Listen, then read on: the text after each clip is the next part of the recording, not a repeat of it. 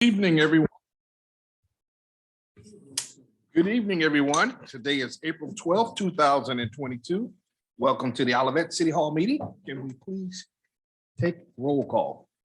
Councilmember Carl, Here. Councilmember Waldman, Here. Councilmember Knox, Here. Chairman Pro Tem Weil, Here. Mayor. Here. Item number 2 is communications, and Mayor, we have no written communications. Okay. Item number 3 is city manager's report. City manager, we have nothing on our screen.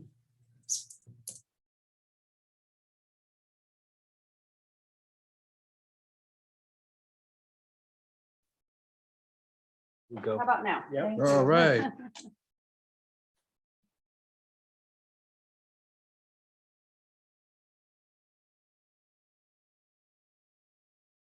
I apologize. This did not seem to update my PowerPoint. Let me try one more time.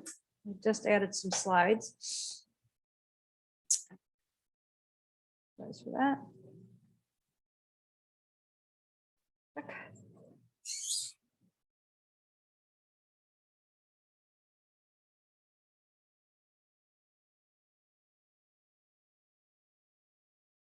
If you want to go on with the council reports and you can come back to me Okay. and I will let's- get this set up. Mr. Mayor, Yes. could we please add an item to the agenda tonight? Okay. I'd like to revisit the ARPA Funding. funding. ARPA funding? Yeah. Okay. Duly note that we will put ARPA funding as number 12.5 on our agenda. If we could, we'll go on to our city council reports. Number 4. Start from my left. Councilwoman. All right, Mr. Mayor, and by the way, tomorrow's a very important day. Happy birthday tomorrow. You are very welcome. All right, ladies and gentlemen, I'm going to report on the Planning and Community Design Commission meeting of April 7th, of which we had a special guest. Our city manager, Ms. Barb Sondag, was a part of that meeting that night. Various things occurred. 545 Long Acres was administratively approved after revisions of adding some levels of stone in the design were improved. Mr. Trejo, my memory is that 9600 Ashmont was deferred. And there was a lively discussion with regards to 1220 North Price. Continued conversations and the efforts of maybe being able to go kind of learn about this property or this business in Rock Hills and others is something that is of interest for people to do on their own. On discussion items, Mr. Trejo had a lovely meeting with the Planning and Community Design Commission on the comprehensive plan update and how they wanted to possibly proceed forward with that, because the city is very busy dealing with a little subcommittee that I'm not really using the right word. And that conversation will be coming to the council. At this point in time, there's no indication that they feel that a city council member should be on that. At least that's the way it was presented to Planning and Community Design, and I think council should have that conversation. And then the next thing that was addressed was Ms. Sondag coming to the meeting with regards to meetings and efficiencies within the meeting, because we are very, very, very busy. Moving meetings along efficiently discussion and the factors that impact them was a presentation and a meeting, a write-up for Ms. Sondag to present to Planning and Community Design. They are taking some of those thoughts into consideration. The chairman indicated he was going to be following up with Ms. Sondag with regards to a little bit more, teach me a little more kind of about how I can deal with the meeting better. And so it was really a very good meeting that evening. One final thing I'd like to share. I received my confirmation. I will be becoming a member of the executive board of the Municipal League. Thank you very much. I will be on the board. So thank you very much. And that's all I have to report. Thank you much.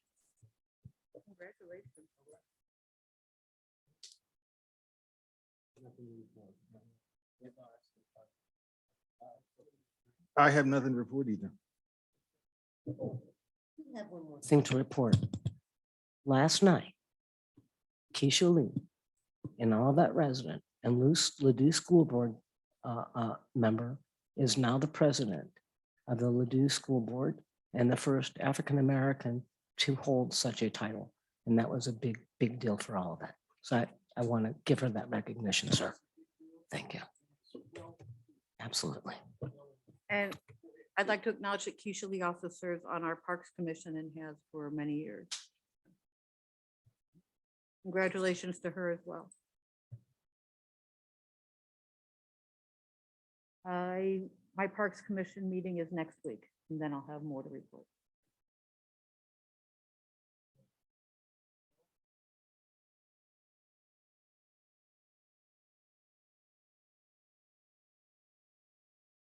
You can go with citizens. I apologize.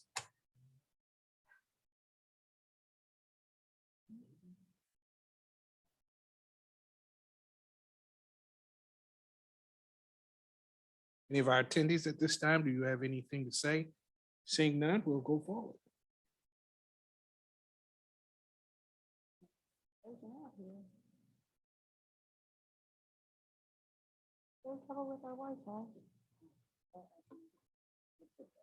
Item number 6, bill number 2972, an ordinance to amend the zoning map of the city of Olivet, rezoning 2.82 acres of property consisting of 8 lots originally part of lot 13 of Tower Hill subdivision, addressed as 1115, 1121, 1125, 1131, 1141, 1145, and 1161 Dealman Road from SR Single Family Residential District to CC City Center District, and to approve a preliminary development plan for the construction of a 35-unit townhouse development on said rezoned grounds. First reading. Good evening, Mayor, members of the City Council. My name is Carlos Trejo. I'm the Director of Planning and Community Development for the City of Olivet. And tonight before you is a first reading for this agenda item. It is a first reading for rezoning. And just to clarify on those properties, none were missed. 1115 Dealman Road, 1121 Dealman Road, 1125 Dealman Road, 1131 Dealman Road, 1137 Dealman Road, 1141 Dealman Road, 1145 Dealman Road, and 1161 Dealman Road. They represent roughly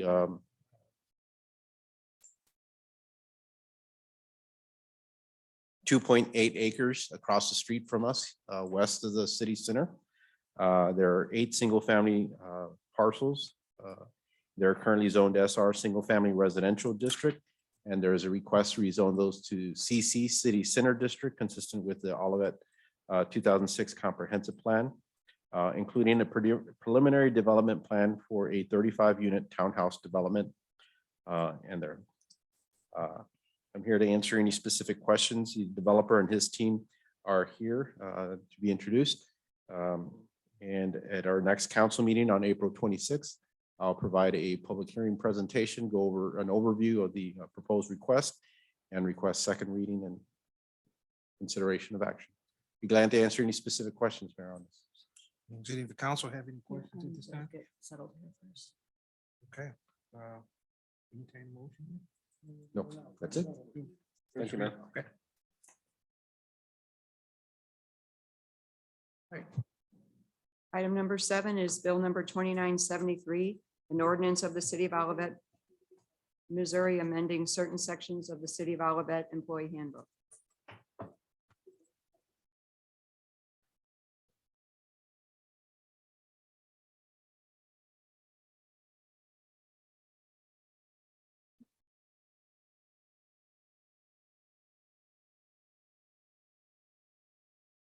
Good evening, and this is just a first reading, but I want to go over a couple of the things that we're looking at changing in the employee handbook. The first is section 3.9 probation, as well as section 6.7 vacation. Staff is requesting the removal of the sections that prohibit the use of vacation and personal leave during probationary periods. Currently, we have a year probation. And so, and we have had a year probation for a long time, and it's somewhat unreasonable to expect someone might not take a vacation or use personal day in that first year. So I am recommending the removal of that section. If there's an issue with attendance, that should be handled during the review process, and then either discipline or not continuing with the employment should occur. The next is section 4.2 holidays. As the council discussed at a work session, we're looking at adding Juneteenth, the National Independence Day. And that's June 19th. And it commemorates the emancipation of enslaved African Americans. And then in section 6.9, family and medical leave, I'm seeking to update the definition of serious health condition. Currently in the handbook, it's kind of a long list of things that can create a serious health condition. And I'm proposing we go with just with the language that is within the Family Medical Leave Act. And so if you have any questions, I'd be happy to answer any. Heather, you have a question? there? I do. Please go ahead. Barb. 3.9, huh? My volume's low and I feel high. Barbara, 3.9, didn't we do something similar to what you're describing, 3.9 earlier? Did we bring this up and not implement it before? It sounds familiar. I don't recall bringing it up before. No. Okay. Any other questions? Item number 8 is Indian Meadows Park lateral relocation.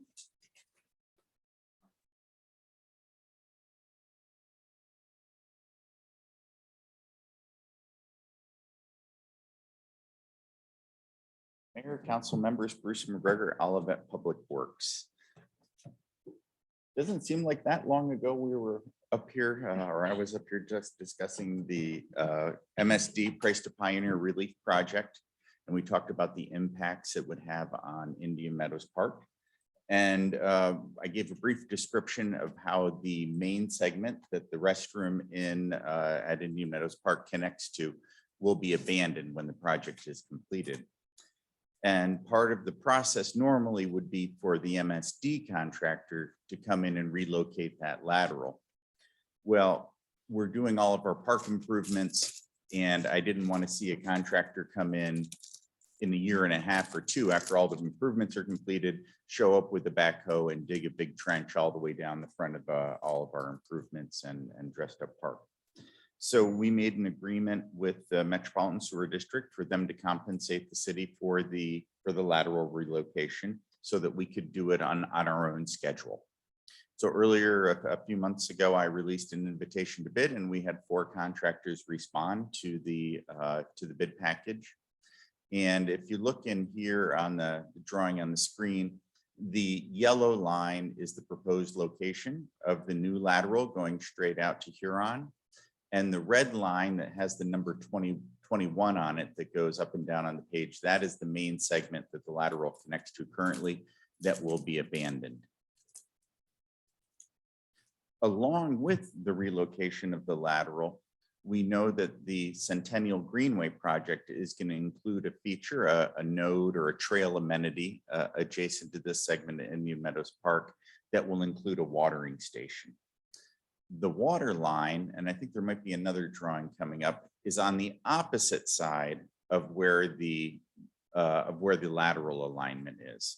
So to do that part in the future, we'd be going back and digging underneath and around the new sewer lateral there. So we thought it was in our best interest to provide a rough-in, if you want to call it that, so that when it comes time to build the greenway, they don't have to come back in and dig up the front of the restroom structure and disturb new work again. I'd be happy to answer any questions about the project. Anybody has any? I don't have any questions, but I'd like to thank you for your coordination with all the complex projects going on there. I'd second that. And I think for those listening in, the reason we don't have as many questions is because you gave us a thorough education at our previous meeting. That's exactly, when we talked about the Right. easement, that is a little bit to the east of this, this node of Indian Meadows Park. We talked in great detail about the alignment, the park, or the project schedule, and everything else. So, yeah, we have a pretty good background on this one. I appreciate your I appreciate your thoroughness. Project schedule on this, I don't recall. What do we think is the timeline from beginning to finishing this in Indian Meadows Park? Well, so this individual project is a week to complete. And I'll coordinate that with the Parks Department in there, but I imagine we'll get it done in the next couple of months in there. One of the problems all of the contractors are having who work underground is rain. So when we make the call and say this was approved, I'm sure I'm going to hear, well, I've got quite a few in front of you, and we'll hope for some dry weather that they can make up some project schedule.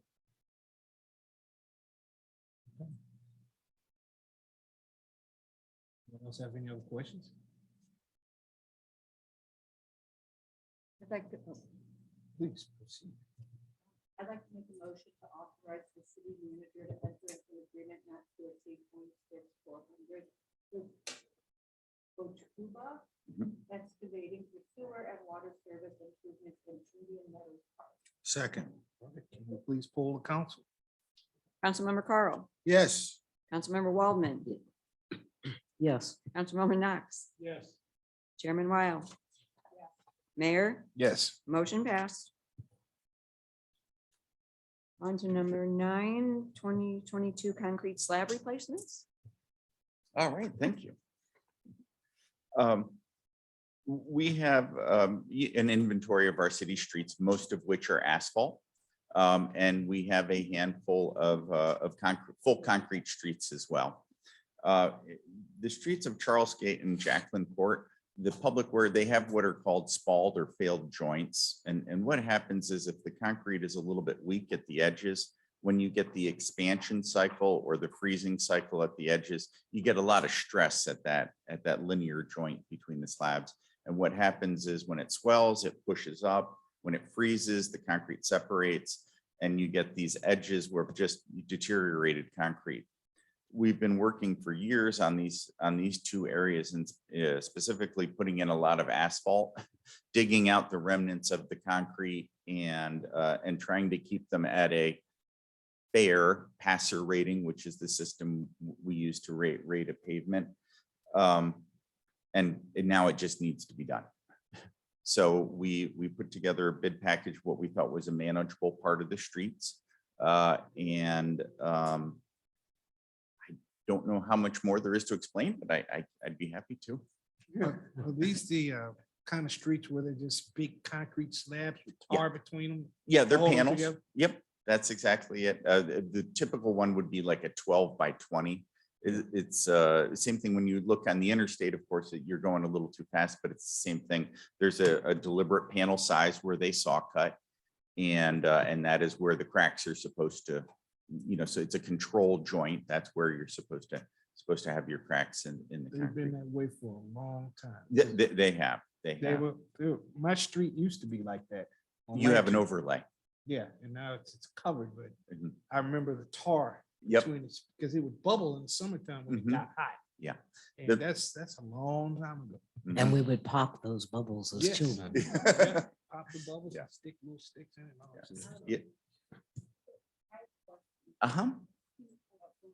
You need to make a motion first. No, No, go ahead. microphone. Good question. So my question is, when you talked about the last meeting, we talked about, No, we have not talked about this one before. This is These are city streets. They're not NID streets. Okay. They, no, but but because you're on, this is Charles Gate. Mhm. And last time we were doing with Dolores or whatever. At the other end of it, coming in from Olive. With the water. Oh, yeah, you're right. We were talking about stormwater. Right, Yes, okay. that's But- exactly but right. It's so- adjacent. But where's Jacqueline in relationship to that?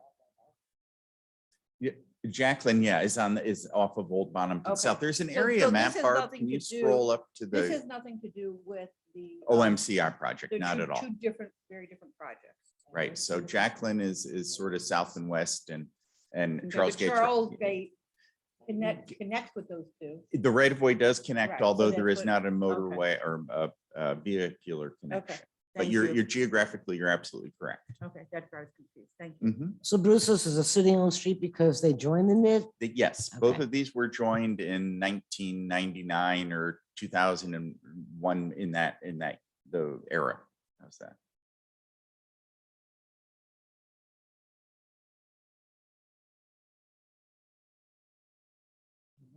I'd like, Mr. Mayor, I'd like to make a motion to authorize the city manager to enter into an agreement not to exceed $139,202.50 with Lamke Trenching and Excavation for concrete slab replacement on Jacqueline Court and Charles Gate Drive. Second. Yep. We bid. We sent it out to bid. We did it actually as a group. I put out 4 bid packages at the same time. And we have an affidavit of publication in there as well. Sure. Councilmember Carl, Yes. Councilmember Waldman, Yes. Councilmember Knox, Yes. Chairman Weil, Yes, Mayor, Yes. motion passed. And just one other thing to note in there, a little bit in the submittal further down is an inventory report of the pavements.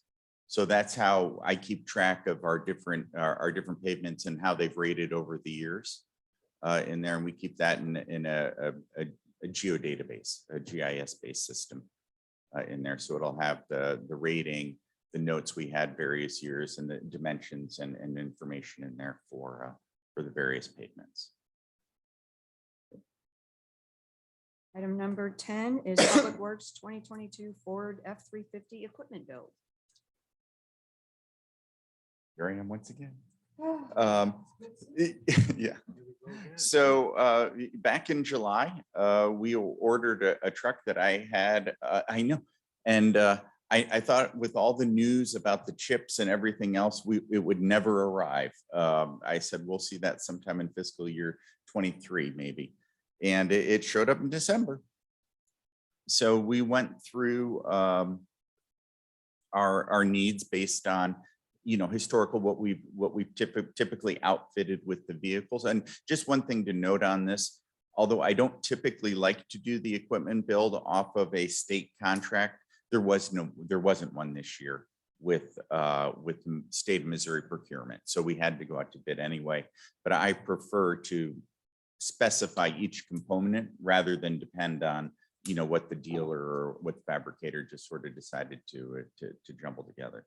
So, you know, everything that we do, we're looking to select components that are compatible with our existing systems, because we don't want to have to learn another system, more for the city mechanic, but also to have the same parts. So when I order a blade for the snowplow, I can order 2 of them and know that they will fit on 3 of the plows because they're 9-foot pro Western plows. Same thing with bearing hubs for the conveyors on the spreaders. It's compatible with the other smaller spreaders and so on and so forth. So that's why we go through and we want to make sure that we're speccing consistent items for efficiency and repairs, but also because there's a proven track record with longevity with these vehicles. Most municipal departments are rotating out public works fleet vehicles in probably a 7 to 8, 9 year. And we're getting significantly more life out of our vehicles. So the one we'll be replacing is a 2008.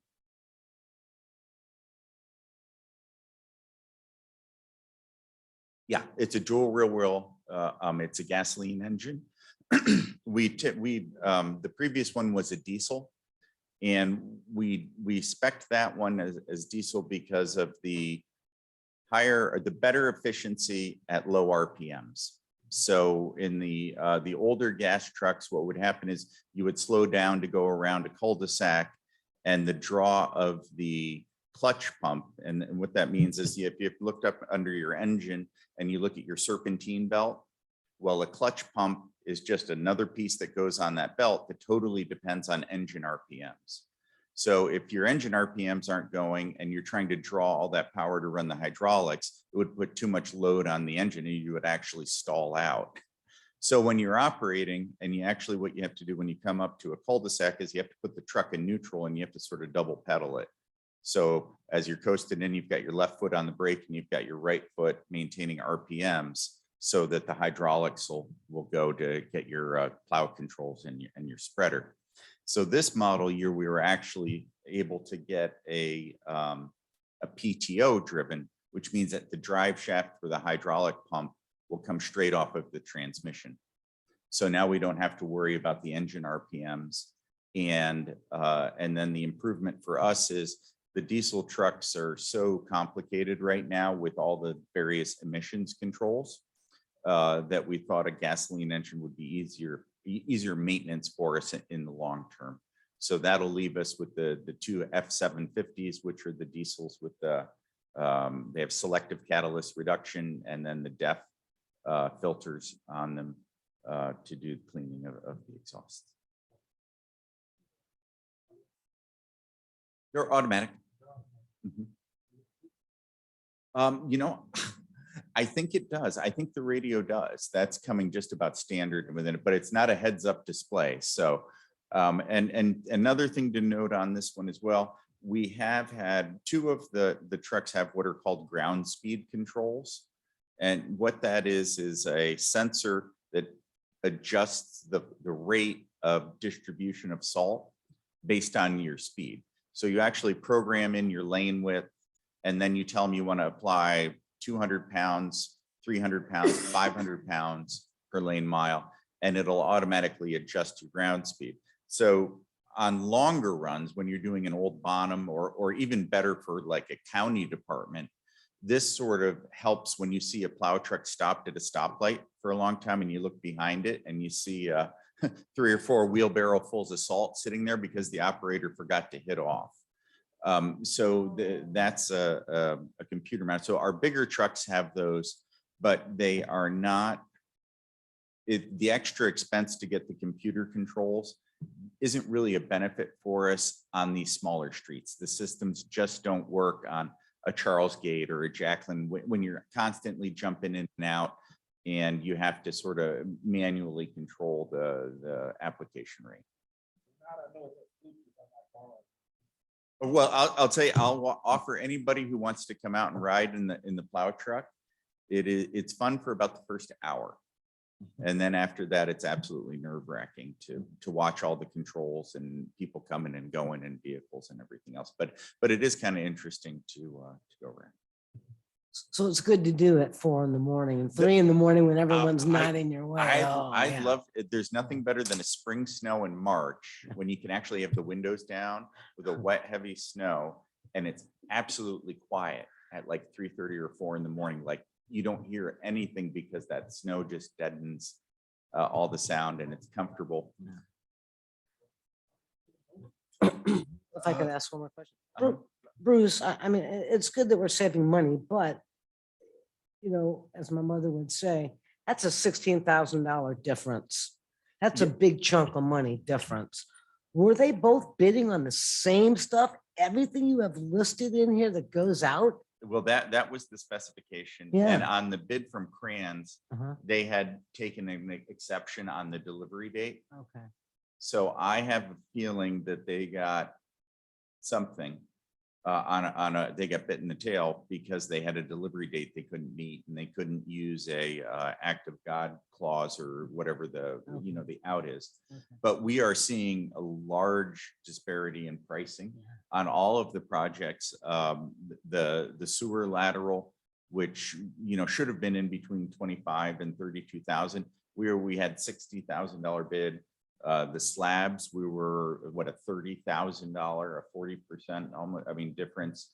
And then with this one, we published as well, and I sent it out to suppliers or fabricators who did supply Western, and we got a no bid.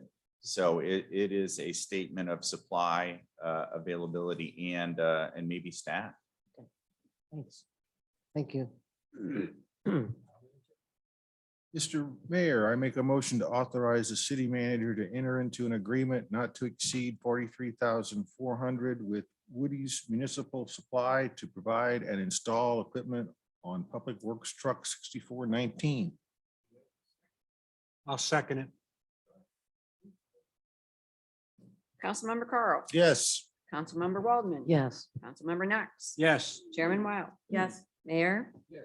Motion passed. Thank you. Thank you. Item number 11 is hearing from citizens, part 2.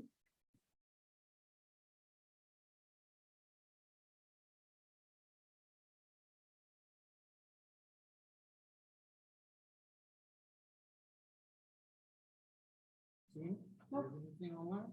No. Let's move on to the next item. Item number 12 is review and approval of minutes. I had no corrections. See any corrections?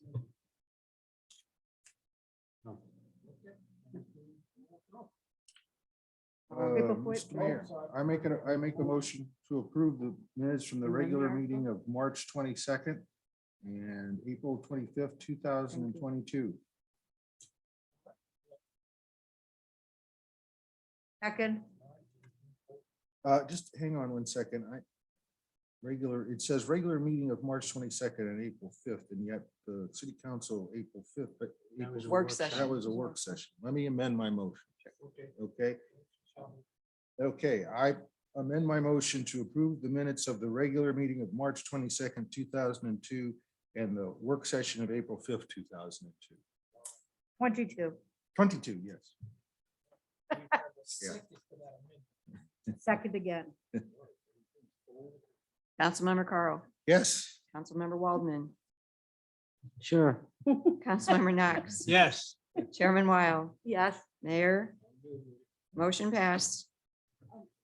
Hand raised. Is that just fluky? Yeah, that's okay. me actually. Okay, okay, And I okay. can't get it down. That's all right. That's all right. Now we have item number 12.5. There. ARPA fund. Is that like I've fallen and I can't get up? She never got to. After 12 points, okay. So, last week we discussed, in our last meeting, we discussed some of the ARPA money and, at a previous, there was a previous conversation that Greg Carl had brought some information to our attention. And since at our next meeting, we're going to be probably making a first reading or looking closer at what our decisions are. I asked Greg if he would share some of his thoughts with us tonight so we can get this officially on the list, knowing that we'll not have a amount of money to put in yet. And hopefully there'll be amount of money to give to Barb maybe by the end of the week or early next. Well, here's somewhat what my dilemma is I don't know exactly how we're gonna structure this project because I need to first understand how it best fits into your, how you wanna do it, but I'm imagining the intern gets involved and there may be some remuneration there. I don't know, right? So whether she just does it as a school project or as a paid gig or whatever, I don't have a clue. I envision her doing the majority of the work. Okay, so with assistance in advice and direction from my partner, okay? And so I'll talk to him and try to see if I can get an idea of hours, but I don't know what our deal with the intern is gonna be. So that's what I'm thinking. I'm totally open to how, it's gotta fit into your management. So, structure, Greg, so, yes. if you were to talk with the intern and find out what their vision would be, like, is this something they would consider doing for an honorarium, or is this something they want to be paid per hour? I mean, we have to put something there. So Okay, I didn't know if it was appropriate for me to have that discussion with I her, don't so know. I don't. Maybe the lawyer can tell you, Yeah. or Barb. Should that be Barb? I think that, yeah. Does the council want to put something like? I'm in favor of it. I'm sorry, I didn't have my mic. I on. can't say yes, I apologize. can't say no, because you're bringing it up now, and I understand where you want to go, and it's good for the environment. I don't know what we're talking about, Okay. but I clearly will leave that to the administration, Barb and everyone, to bring back to us what you think, because I have no clue. If we're if we're solely talking about just doing a study of what would That's be all I'm involved talking for about our at this city point, yeah. with climate change and what we could do, and it's a flat fee, and whoever's going to be working with this intern has the time, and Barb as the city manager feels that it can be a priority amongst the staff, because somebody's gonna have to supervise this person or work with this person. Can we put it on there tonight and then always remove it at our next meeting when we go to do You the can just final? instruct me to do it. I think it's. And it then Greg behooves and us I to- can to- talk. I think it guess, behooves us part of to the- put it on. It was talked about before and Greg had sent me some information. We were gonna try to get a meeting and then I left on vacation and I had another week off. And so that's part of And I'm this. still, we can do all that whenever it's convenient. So, I mean, as long as we're okay with putting it on there, I'll try to get at least some information prior, but I really see the intern doing the majority of the work, and what she's gonna need, as best as I know, what she's gonna need from the rest of the staff is data. Right, like Darren, what's get the utility bills and just, data. She's gonna collect data and then mash that all together and show us where we're expending carbon, basically, and how much of an impact certain things might have if we did address them, right? So. No, I want to take a global look at the city and what we might do in every possible area, including eventually, I mean, we could limit it initially, but including, what we could do in code, what we could do in programs, what we could do in our own, the city, I distinguish between the city as a business and the city as a governmental entity. So what the city could do as a business on its own property and what it could do as a governmental entity for what else it controls, regulations, grants, etc. Right? So.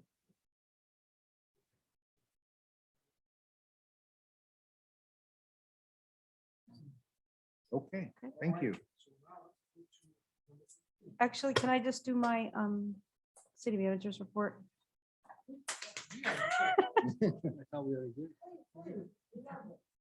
So that would be section 12.75.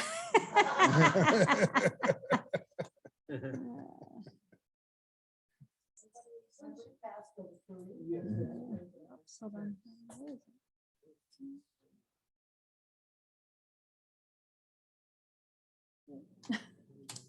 Why is it not showing up?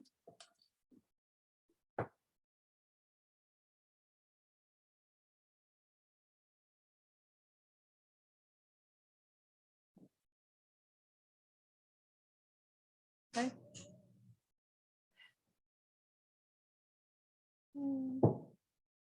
Share.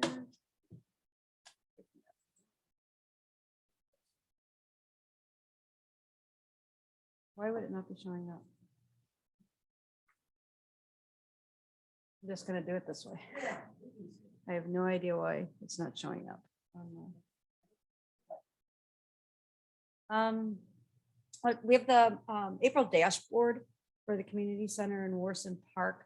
And basically, some of the issues that we're having there tend to be more to do with some of the rain that we've been having, kind of putting, if you look at the owner's risk, the schedule, we're behind schedule on certain things. Now, again, the actual schedule risk is owned by Wright Construction per the contract on weather, but that doesn't help us with the fact that the loop path around the ball fields should have been done by now. And now we're going to get into kind of the baseball season. And so we're getting a little behind, squished on time. We've had a number of conversations with them on that. And they understand that they are responsible for sticking to the schedule.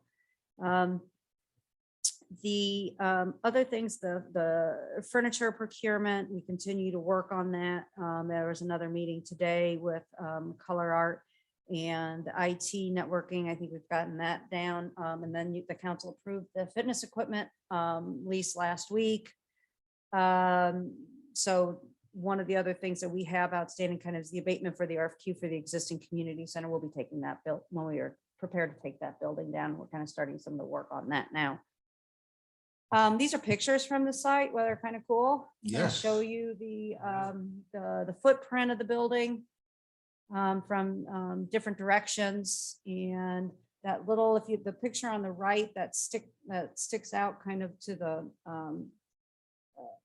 well, if you're actually looking at this, it would be to the northeast, but on the picture, it's the upper left corner. That's actually the indoor playground. So that's how that's going to kind of look when it sticks out. So you kind of start seeing it take a little bit of shape here. This is actually the GRG trail down to Warson. That's Warson Road at the top of the photo.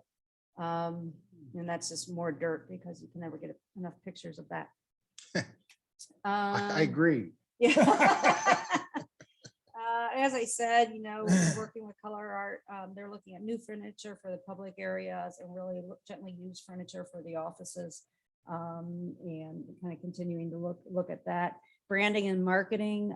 We've been working with Pfister Inc. on the branding. That includes kind of a name for the center as well as a logo, marketing materials. It's anticipated that's going to come back to you folks at your May work session.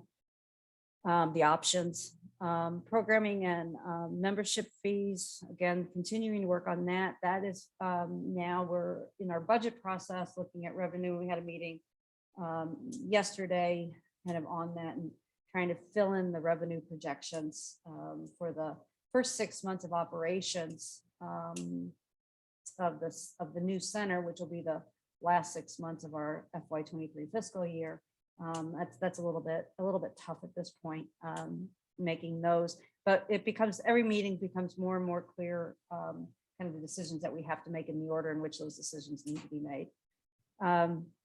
Staffing, we actually, Denise has been busy with a lot of interviews and advertisements.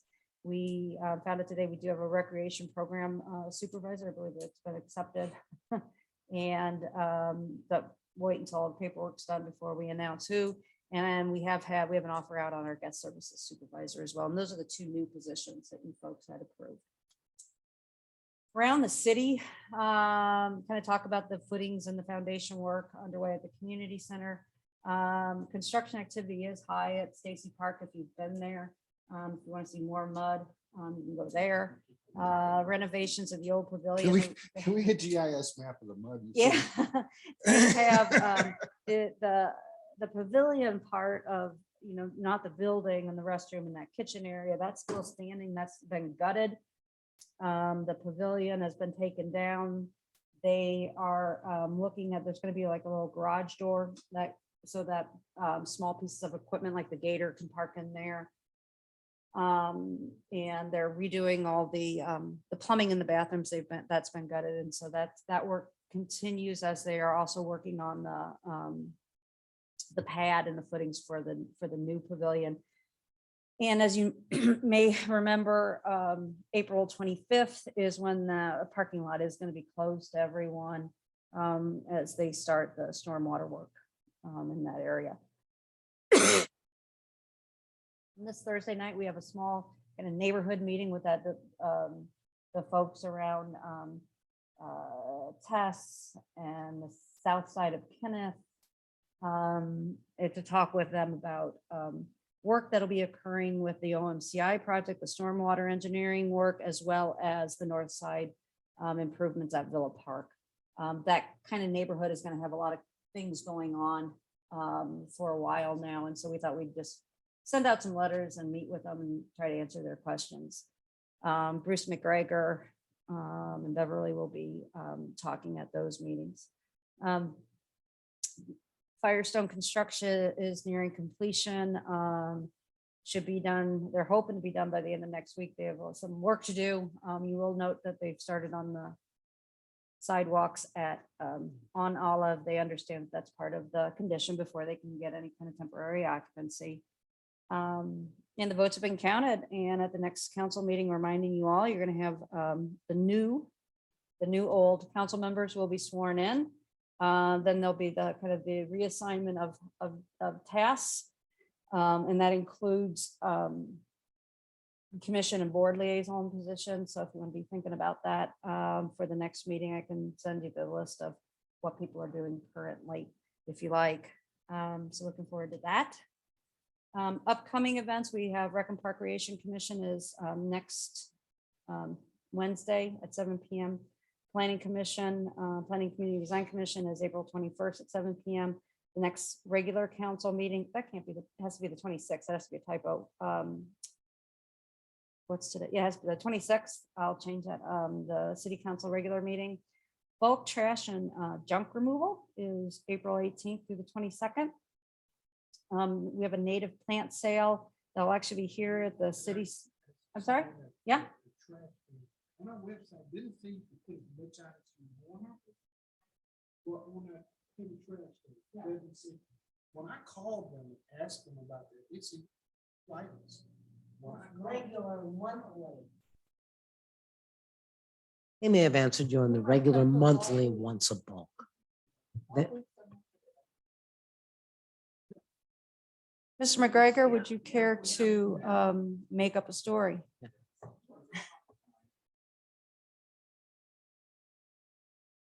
Monthly, on the last collection day, it's included to put out 2 additional items. So if you had some big hefty bags that you wanted to put out, or I don't know, something out there, you can do that. The bulk collection is pretty much unlimited but with respect that they're all household items. So if you're planning to remodel your kitchen or your bathroom, you can't put out all the cabinets or countertops or doors or those items. But if you had a lazy boy recliner that's too old, or a broken bookcase, or just all sorts of remnants of things, those can be put out in big quantities. No, anything construction related is not included in this. So. Bruce? Bruce, I have a question. Can we request a dumpster to put Sure. construction? Absolutely. What we do in that case is I have the route supervisor will reach out to you or come by and they can give you a quote for, we think it would be a, 15-yard, 20-yard, 30-yard dumpster, whatever for that. And there is a scale on the pricing. It's the volume and the weight for the fee. Okay. I need to get that. Sure, anytime. No, I just got some stuff.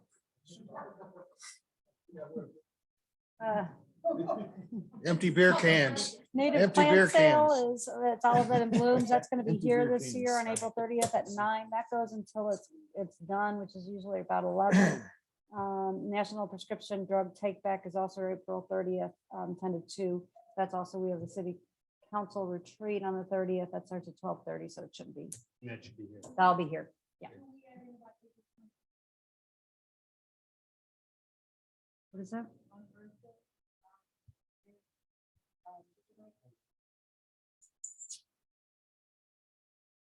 On Earth Day, there is, hold on, sorry.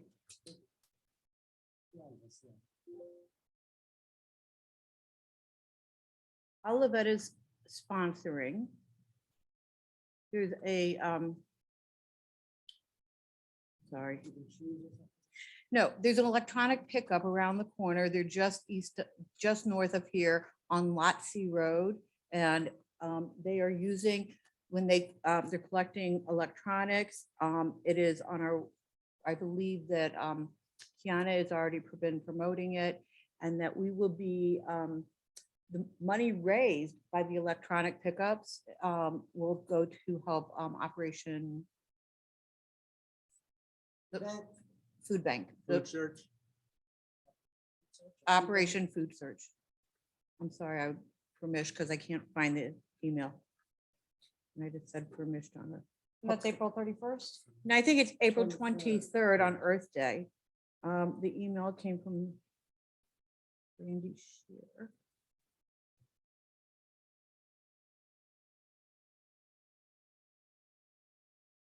Here it is. Give me 1 second, please. I'm sorry.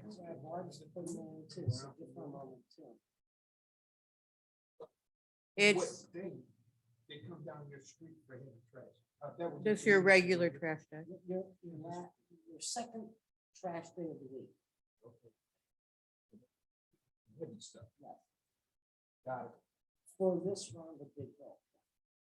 The Earth Day Electronics Recycling fundraiser is from 10 to 1 on Saturday, April 23rd, and the proceeds will go to Operation Food Search. The address to drop off your electronics is 1644 Lotsie, Lotsie Boulevard. It is in our zip code 63132, but it's in our partner in the next community over, which I believe would be Overland. Or I don't- unincorporated. Or unincorporated, I'm sorry. And they're accepting laptops, PC towers, cell phones, printers, game consoles, most electronics, TV monitors, servers, networks, and then and they'll recycle it and it's being promoted by Phoenix Solutions.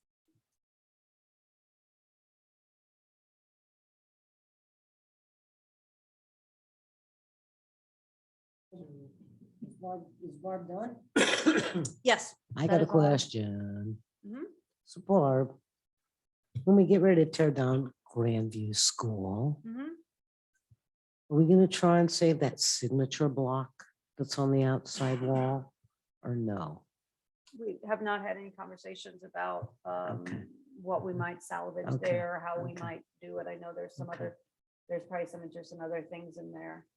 But we haven't really had any of those conversations with Navigate yet. No. Say there. Okay, thank you, darling.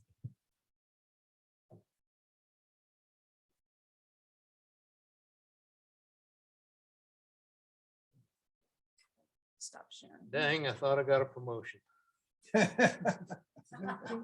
You keep trying to promote. Quick report. City of Creve Coeur has a couple of lawsuits against Dish and DirecTV is one, and Hulu and Netflix is the other. And these are class action cases based on the same premise as the cell phone cases were, which is essentially that these communications companies still use transmission facilities in the right of way and therefore owe cities some money. In these particular cases, the argument is that they owe cable fees, 5% for gross services cable. And that's been going on for some time. Defendants recently have issued subpoenas to several municipalities, some who are not necessarily party representatives, some who are just in the class, and the class hasn't been declared yet. So they're trying to do an end run basically around class council and try to get information from cities. Just want to bring it to your attention in case they come knocking at our door, please let me know. And this litigation, while it's been going on for a couple of years now, I think it's still pretty much in its infancy. They are working toward getting class certification. And if you all remember, class certification is the big step for making hay with these kinds of cases. They have survived motions to dismiss so far.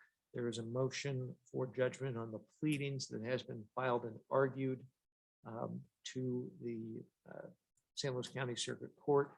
Hasn't been decided yet, but still going on, still in the beginning of the process. And just as a heads up, if we get subpoenas from anybody on this case, please let me know, and I'll work with class counsel and we'll get an objection into the court. Okay. Other than that, I would like a closed session for attorney-client communications to brief the council on a development. And that's all I have. Development in real estate? Just attorney-client communications. 6, One. yes, thank you. Mr. Mayor, I make a motion that we move into closed session pursuant to Missouri Revised Statute 610:021.1. Second. Got to vote. Vote on it. Oh, yes, can we please pull the council? Councilmember Carl, Yes. Councilmember Waldman, Yes. Councilmember Knox, Yes. Chairman Weil. Mayor, Yes. motion passed. Well, you still got people. Okay, no decision was made. We are out of session at this time. I would entertain a motion to adjourn. So moved. Second. All right.